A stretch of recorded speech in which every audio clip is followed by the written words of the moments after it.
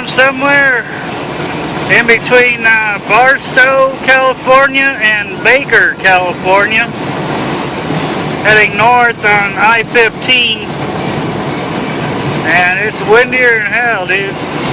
Luckily I got a little bit of weight in the trailer,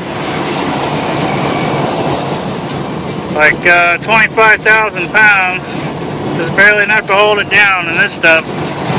I'm going up to St. George, Utah, and looking at the weather report, it's supposed to be windy the whole way up to St. George. I started in Ontario, California at the TA West. Well, used to be known as TA West, but now it's just TA because TA East is now a Petro.